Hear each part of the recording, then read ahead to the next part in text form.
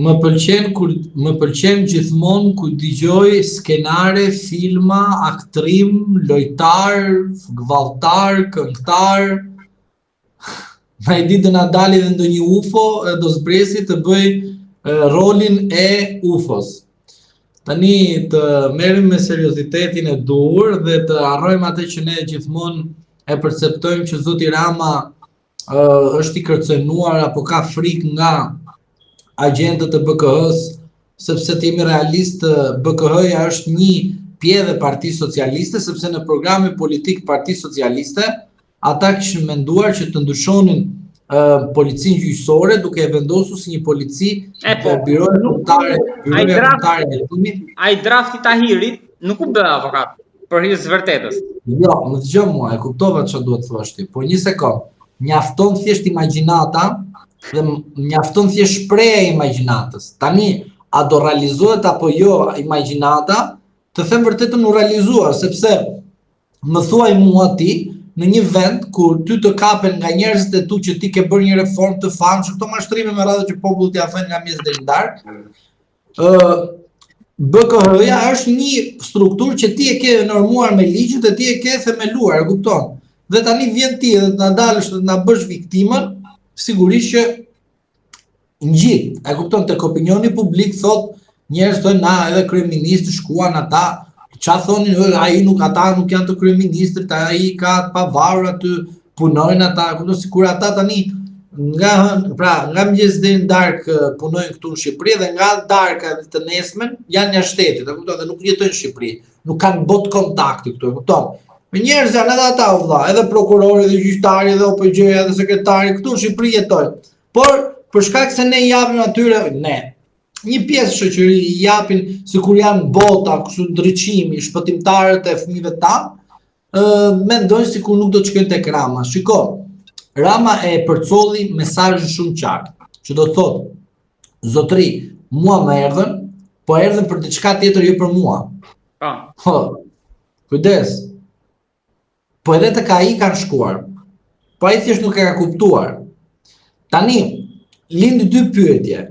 Pyetja e parë është kjo, kanë vajtur tek ai për të ushtruar presion tek ai, apo kanë vajtur tek ai për t'i thonë ai recetën e vazhdimësimit të hetimit? Sepse ka dy kuptime të cilat nuk të ngjalin me njëra tjetrën. Po avokat mund mos ishte bërë fare publike episodi.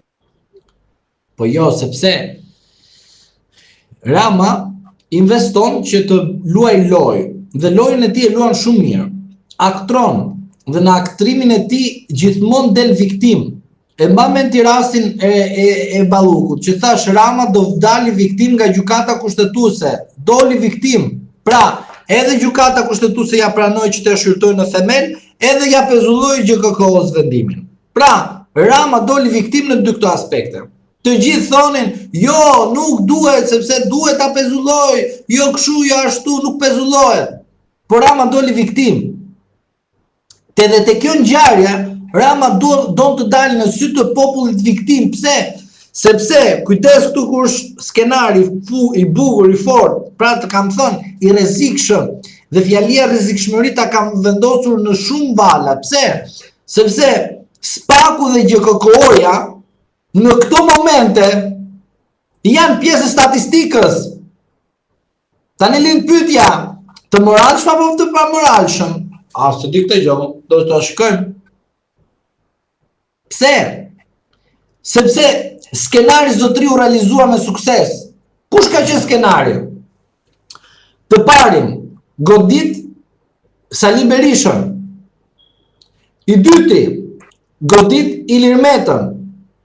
I treti, godit rrethin tim Ahmetajn e të tjerë. Pse?